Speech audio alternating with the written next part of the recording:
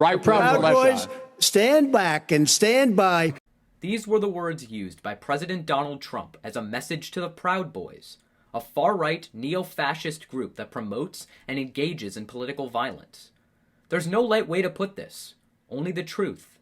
Silence isn't an option. This isn't a matter of differing opinions. It's a difference in whether or not we have a conscience. Our future is at stake, and your silence will only result in the continued takeover of an authoritarian, fascistic regime. Let's break down this clusterfuck of a debate, if you want to call it that, and maybe try to pretend that anything other than the fact that Donald Trump refused to condemn white supremacists when given the opportunity actually matters. Roll the intro. Welcome to Bad Table Talk. I'm your host, Oliver Niehaus, and this is where we break down all of the current news and talk about everything you aren't supposed to talk about at the dinner table, that being politics, religion, money, and more. My goal with this series is to provide easy-to-listen, informative segments, addressing the most pressing issues we face, and to pretend like I know what I'm talking about. As always, thanks go out to my friend Oscar Gregg for providing the music you hear, and you should all check out his single Acrobats, which will be linked in the podcast notes below. If you enjoy what you hear, please subscribe on Apple Podcasts and leave a rating and review. And feel free to also share your thoughts with me via email, which is linked below as well. So sit back and relax while I talk about how utterly fucked we are as a country. I'm totally kidding. Sort of. All joking aside, regardless of where you stand politically, I hope everyone is motivated by what they hear to research more about these issues and feels ready to contribute to making our nation a better place for everyone. Thank you and please enjoy. Hello everyone, welcome to Bad Table Talk. I'm your host Oliver Niehaus, and frankly I'm at a loss for words for this segment, which seems a little ironic for a podcast. I can't say I'm surprised at all. Nothing new was uncovered or exposed. We all knew Trump was incapable of telling the truth, having a productive conversation, or really just be a quarter-decent human being. What's more revealing about this is what's about to hit your social media and internet feeds. I'm currently recording this at 10 p.m., just as the debate is concluded. So far, the far-right fascist group, the Proud Boys themselves, have already put out a statement praising Trump, claiming they will make his statement, "Stand back, stand by," their new slogan. According to Megan Squire, a computer science professor at Elon University who tracks online extremism, to say the Proud Boys are energized by this would be an understatement. They were pro-Trump before this shout-out, and they are absolutely over the moon now.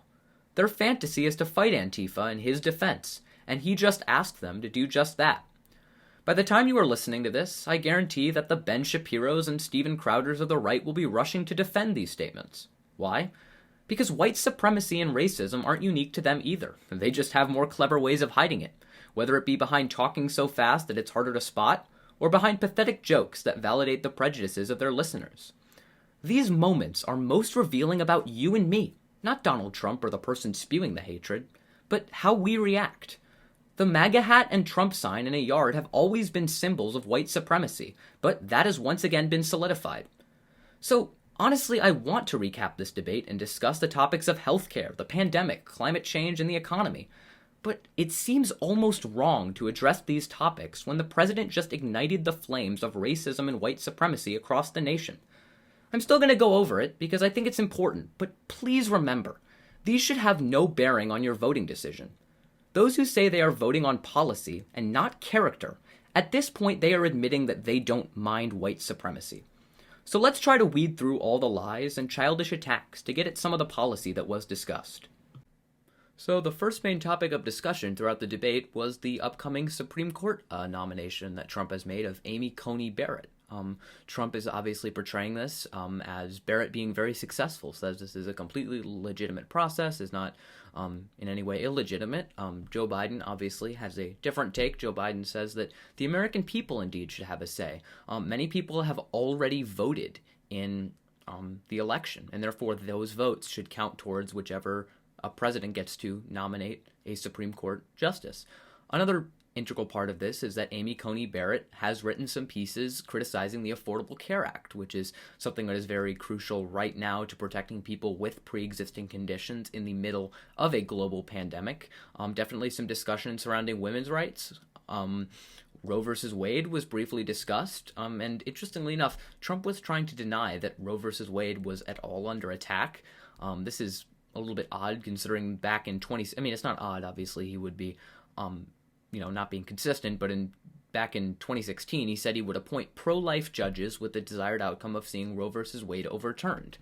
I mean, if we're going to be honest, though, let's be clear, Trump actually doesn't give a crap about human life, as evident with his response to this pandemic. But in particular, when it comes to abortion, he actually used to be pro-choice. Let's be clear, he's not really pro-choice or pro-life. He's pro-himself, and whichever one will help him get more votes in elections, he will pander to that side. So, that makes sense. I mean, that's not really unique to Trump, but it's unique to the level of the fact that he is willing to shift his beliefs so much to get whatever he wants. So, I mean, that's not very surprising. Also, on the topic of abortion, loosely related, but there are multiple court documents outlining multiple child rape incidents involving Donald Trump, one of which the defendant, a 13-year-old girl, recounted Trump responding to her asking, when she asked him what would happen if she got pregnant, he responded by throwing money at her and telling her to, and I quote, get a fucking abortion. So, obviously, he isn't really pro-life or pro-choice. He's just pro-himself. So, not too much of a surprise, but in that kind of same vein of abortion, but more moving on to the general idea of healthcare, Biden correctly stated that Trump's plan to repeal Obamacare would lead to 100 million people with pre-existing conditions to possibly losing their healthcare.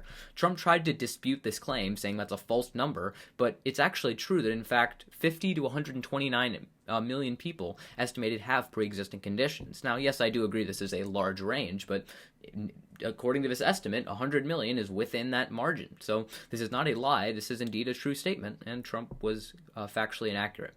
So within the first 5 minutes of the debate, Trump immediately went after Biden as being a radical left socialist. I mean, we can only dream. I wish that was the case, but clearly that is not the case, as you will see as we continue to go along.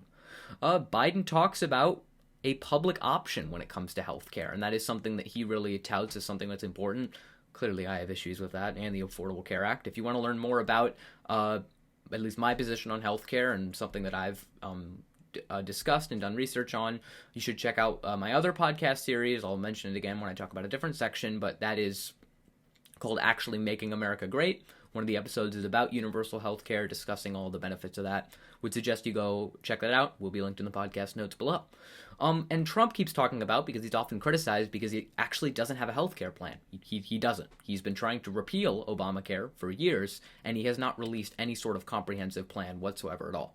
So the individual mandate that he keeps touting, he keeps touting that he repealed the individual mandate, which is basically the fine imposed by the government by not having health care. Obamacare required that you have health insurance, otherwise you pay a fine, which incentivized people to have health care. Now, there's benefits and drawbacks to that. Obviously, it's not a perfect system, but Trump's response was when asked if he had a plan, which he indeed doesn't, was basically that, hey, at least you won't be fined if you don't have it, but we won't do anything to make it more affordable or accessible. So on that healthcare front, Trump clearly does not have a plan and was trying to make something out of nothing, which was very small. Trump also claimed, this is not in the aspect of healthcare, but kind of moving more on to the election, as there's plenty to talk about there, Trump has continued his tirade of false claims about mail-in balloting. He claimed that Democrats are sending millions of unsolicited ballots to Americans, which will result in massive voter fraud. Not only is there no evidence of this is just false. Only 9 states have sent out ballots to all voters, and there's, again, been no evidence of mass voter fraud that Trump seemingly alleges. He just uses this to try to delegitimize the election because he knows that there's not a chance in hell that he wins if this is a fair election. I mean, he, even in 2016, alleged the only reason, or falsely claimed the only reason that he lost the popular vote was due to millions of illegal immigrants voting illegally, which there's no evidence of that whatsoever at all. So he'll do whatever he can to make, I guess, almost just booster his ego, not even just win, because I guess he was hurt by not winning the popular vote. So if we move on, obviously the pandemic is a huge part of this discussion, obviously, as it should be. A big part for Trump was that he kept accusing Biden of calling him xenophobic when he ended up closing the border or travel from China back in, I think, January. So this is indeed not the case, or it's at least incomplete. I mean, Trump tries to, one, also tout that this is so huge that he closed the border in January, yet, spent months not doing anything and downplaying the pandemic, as we'll see. But Biden did not directly say that the restrictions themselves were xenophobic. Around the time that the Trump administration announced the travel restriction, Biden said that Trump had a record of hysteria, xenophobia, and fear-mongering. All true things. Biden used the phrase xenophobic in reply to a Trump tweet, which did indeed talk about limiting entry from travelers to China, but Trump also declared the coronavirus to be the Chinese virus. So it's very plausible that Biden was referring to the fact that he was calling it the Chinese virus as being xenophobic, not the fact that he was limiting entry to people from China. So indeed, it's plausible that that was more likely the case and not the fact that it was just limiting travel. So this is indeed another misleading claim. Trump also accused Biden of handling the swine flu poorly under the Obama administration. And Biden responded, hey, only 14,000 people died compared to 200,000. Now, I almost feel like this was a trap because the logical response here, and I agree with Trump here, I mean, I don't really agree, but this would be the logical conclusion, was Trump said COVID is far deadlier in relation to swine flu. But hasn't he been downplaying it this whole time and basically saying at his rally that it affects virtually no one and that it's not a huge deal? So he's clearly contradicting himself. I mean, obviously no one, cares about that, or his supporters won't care, but clear contradiction here. He uses the pandemic to his advantage to say that it's deadly and then also tries to downplay it at the same time. And in that same vein, the discussion and the controversy surrounding the eventual vaccine kept being discussed. Trump kept saying that the vaccine will be available soon, despite the fact that he's directly contradicting the CDC director, Robert Redfield, and other top medical officials who say that it most likely won't be available to the general public until at least spring or summer of 2021. So this is another false and misleading claim. Trump, yet again, by Biden, it was brought up that Trump had said that injecting disinfectant would be a possible solution, or at least a remedy for the coronavirus. Trump keeps insisting that this was sarcastic. However, when you rewatch the video, you clearly see that Trump was literally just asking Dr. Birx, if injecting disinfectant could stop the virus. He also talked about light therapy or heat therapy. A lot of these things, it's clear that this dude has no idea what he's talking about and just tried to say that it was sarcasm just to make it not seem serious, yet there was no sarcasm here. He just doesn't know what he's talking about. So yet another thing that he said that he tries to downplay, but he tried to downplay the virus, so why wouldn't he try to downplay his statement? So makes sense there. Trump, not yet again, but continues to take shots at Biden. Goes after Biden's education, saying he graduated last in his class. I didn't really do a whole lot of research on this. I don't really see how that's relevant, but if we want to talk about graduating last in your class or not doing well in school, the brief limited transcripts we have that were leaked from Trump's high school, his grades showed that he was a terrible student. And one of his teachers attested that that was indeed the case, that Donald Trump was not a good student. So it's kind of odd that he goes after there when clearly it seems that he has plenty on his side. Trump also misrepresented Dr. Fauci.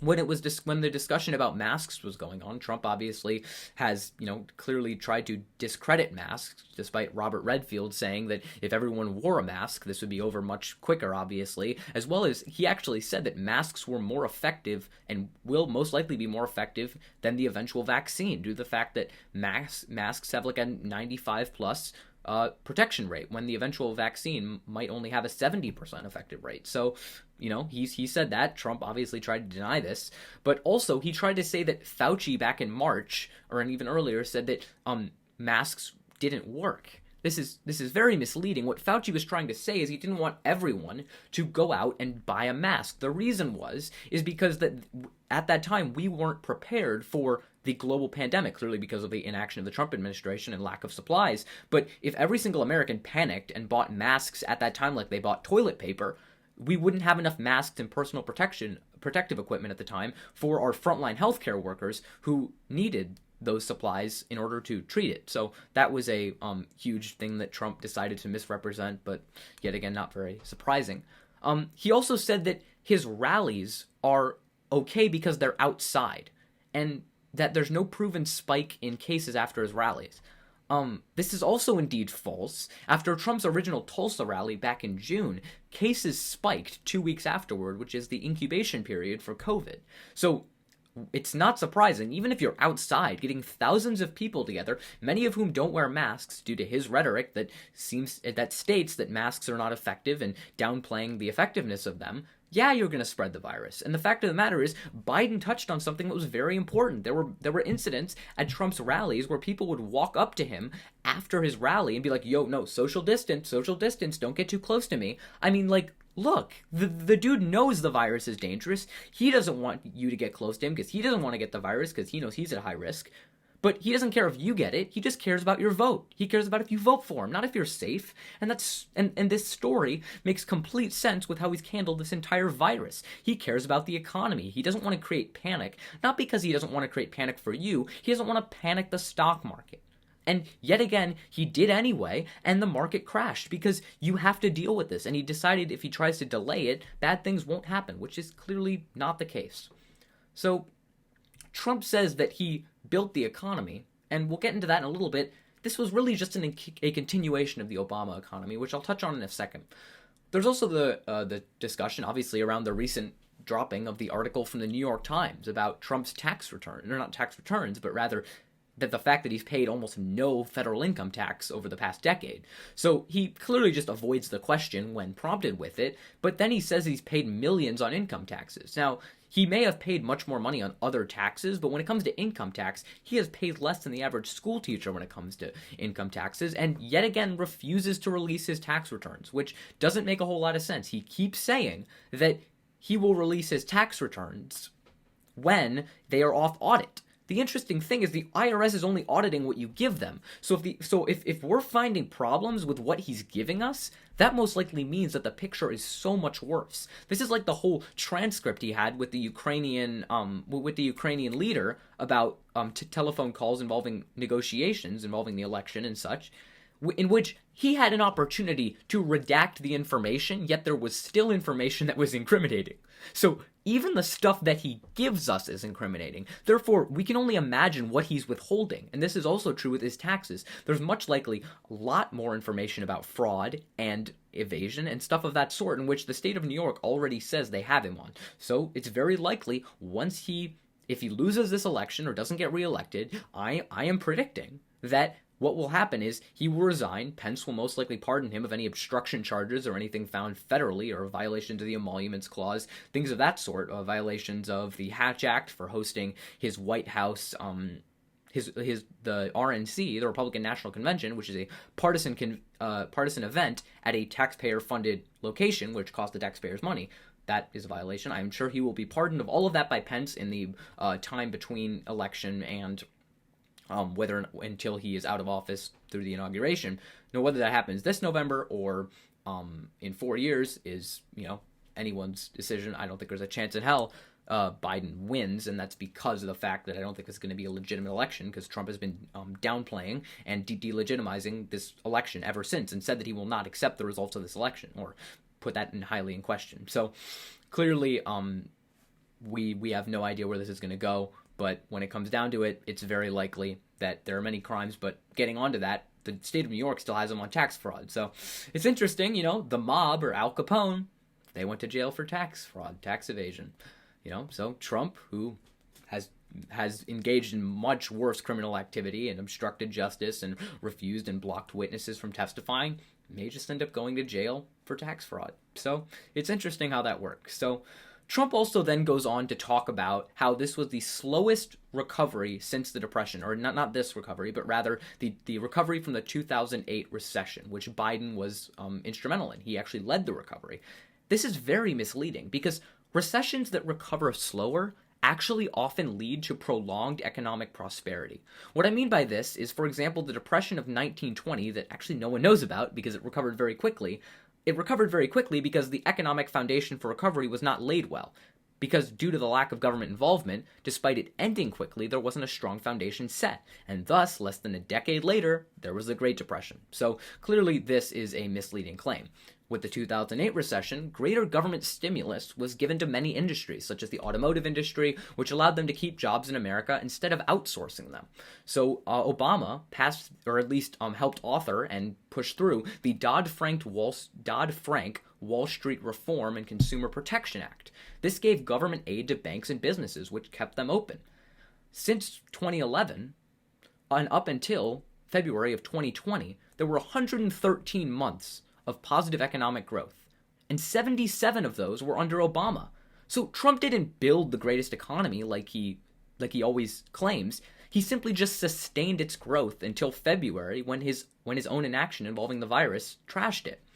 And just to clarify, the stock market has virtually no correlation with the true state of the economy, as I have discussed in depth in an episode of my other podcast series called Actually Making America Great, which I'll link down below. And under Obama, the economy was doing well, but the system of capitalism that we live under dictates that it only worked well for the top 1%, not as much for the working class, as this continued under Trump even pre-COVID.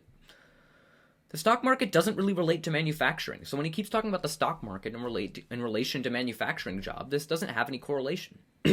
He also mentions a whole lot about the Hunter-Biden-China relations. There really isn't any substantive evidence involving his relations, and for him to make these claims about nepotism is very ironic when people like Jared Kushner, Ivanka Trump, and such have made millions, as much as I think $83 million salaries working in the White House. So a little bit ironic that he chooses to do that. So moving on to the issue of race, which was very contentious and was a large part of this.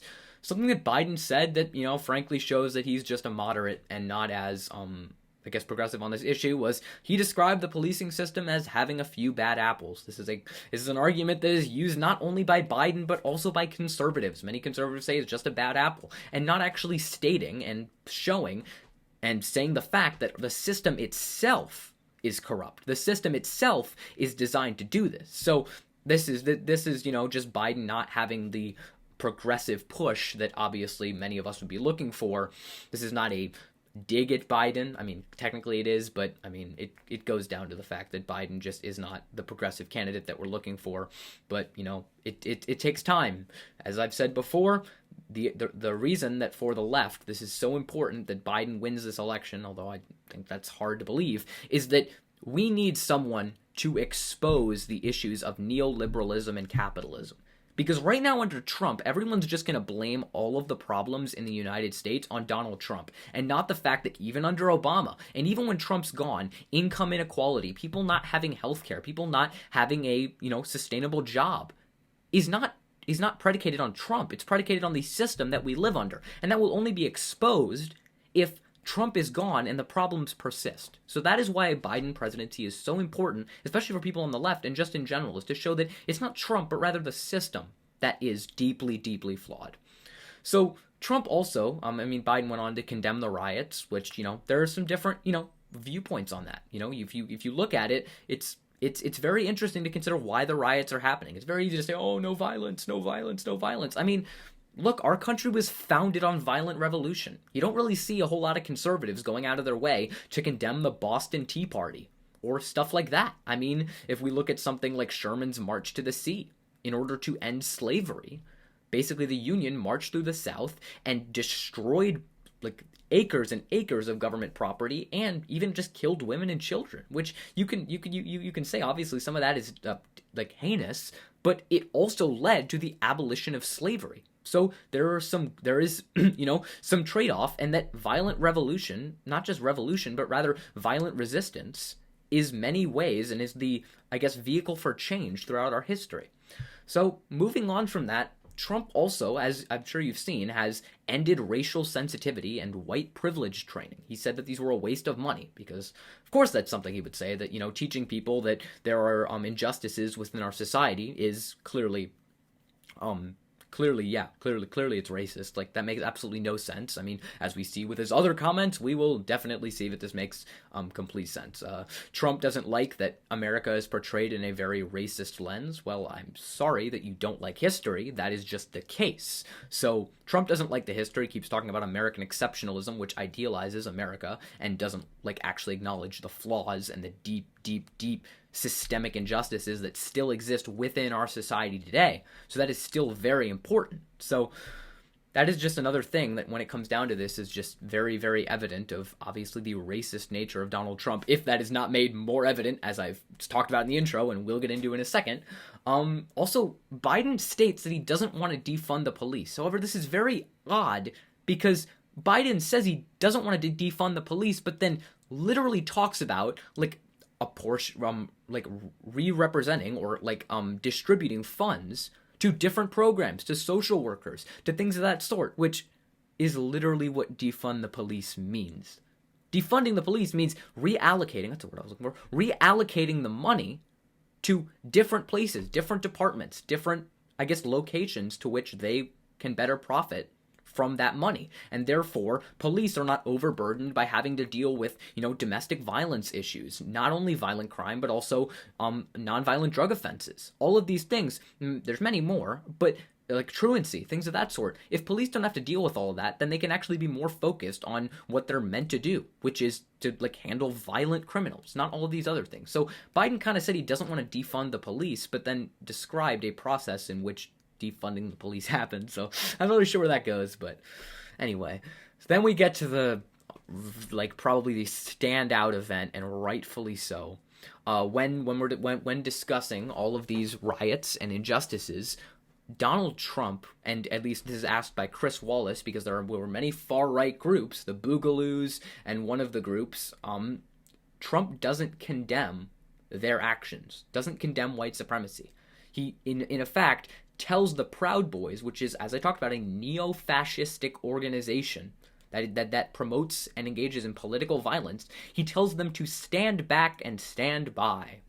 That's like, I don't know how you defend this. At this point, if you're still defending Donald Trump, you are literally defending white supremacists, which makes you defend white supremacists. Like, I literally do not see any sort of justification here. So Trump when he was asked about the Proud Boys, he refused to condemn them, which is indicative because he's done it before with Charlottesville. So it's not surprising that this is something that he would do before. So moving on, once again, Trump again misleans about saying that we have the cleanest air and the cleanest water right now, and everything is doing very well. Yeah, that's because we're in the middle of a global pandemic, and people aren't traveling as much. Planes aren't flying as much. Cars aren't driving. Boats aren't in the water. Therefore, yeah, that's going to happen. That's not due to any of your action. Any of your actions have only increased the severity of climate change. You've removed environmental regulations. You've pulled us out of the Paris Climate Accord. You've said you don't think the science knows when it comes to the wildfires when confronted with this problem. So, no, none of your action has led to the cleanest air and the cleanest water. He keeps talking about how he wants that, but clearly is not willing to do anything or stand up to the fossil fuel industry to actually make this a reality. So this is one place that Biden stands out, because I don't really support Biden that much. I mean, I support him obviously over Trump, but one of the places is his climate policy. He doesn't support a Green New Deal, although he kind of goes on to defend it, which is interesting, but obviously Biden lays out a way in which we can obtain as many as like 7 million new jobs in renewable energy, which is monumental when it comes to reducing our impact on climate change. Trump, and then Biden points out, obviously Trump would deny climate change because he's also the same dude who said we should nuke hurricanes, which he indeed did say, and then Trump tries to deny that. So it kind of wraps up with some talk about the election. Trump says, and what was it called? Chris Wallace came out and said, okay, now will both of you during the election, or at least around that time, not declare victory until a winner is announced, and also call on your supporters not to go out and, riot or have any, unrest. And Trump, who's the first to ask this, literally tells his supporters to go to the polls as poll watchers. Yeah, if you don't know what that is, that's voter intimidation. He wants them to go to the polls and watch people. Voter intimidation is illegal, and Trump is trying to encourage people to do it because he is willing to go through any means necessary to get reelected, as he's proven before. So it is not uncommon and not surprising that he would literally not only encourage his supporters to vote twice, but also go to the polls to discourage people from exercising their right to vote. So clearly throughout this entire debate, and honestly through the past 6 months, and honestly Donald Trump's entire term, we've seen that he will do whatever it takes to stay in power. And I'm going to tell you all, and I'm going to be honest, I'm scared. I'm scared for the future of our country. I like to have faith in our democratic institutions, but when they're constantly ripped to shreds and precedent after precedent after precedent is broken, it's really hard to have faith that suddenly they will stand up to the test of Donald Trump. I mean, this is going to be a huge test in November to see if we actually can have a free and fair election. If I'm being completely honest, I don't think we can. I don't think there's a chance that Donald Trump doesn't figure out a way to rig this election, and Republicans don't just fall in line like they always have. So I hope I'm wrong. I really hope I'm wrong, and I really hope that we are able to figure out how to allow our democratic institution to continue despite the threat of Donald Trump. So overall, thank you very much for listening. This was a very, I want to say, entertaining debate to watch, but it was also very scary. I mean, it's almost comical to think that when asked a question regarding white supremacy, obviously, like any rational person, when asked whether or not they would condemn white supremacist groups that are initiating violence, would be like, yes, of course, that is awful. But not only does Donald Trump not do it, when asked, he's like, oh, what groups? Well, what groups do you want me to condemn? He's like, oh, which groups? And then he's like, and then Joe Biden next says Proud Boys. He's like, oh, how can I say this in a way that I don't lose their support? Because Donald Trump's supporters, he knows are racist. He knows that many of them hold racial biases. Therefore, he touts this and he continues this type of rhetoric because this type of divisive rhetoric got him elected in the first place. So he needs to continue it. And even though in a free and fair election, it is very unlikely that Donald Trump would have any sort of chance in winning this election after everything he's done throughout his 4 years of presidency, he may have found a way to do it. And that's not only by altering, I guess, like the ability for people to vote and delegitimizing the process, but also encouraging that if he does not win, the election is inherently rigged. So thank you all for listening. And honestly, I hope everything's all right. But if you will, please leave a rating in Apple Podcasts. This was much more of an impromptu episode. I did have a brief outline, but I really just went off of what I was thinking, a lot of my thoughts. So please leave your thoughts down below. Feel free to email me, or if you have me on any other social media platforms, send me your thoughts. Tell me what you're thinking. If you think I'm completely wrong, and I hope I'm wrong about a lot of this. I really, really hope that we're going to have a fair election that garners the best result. But other than that, hope you all take care, and I will see you next time. Thank you.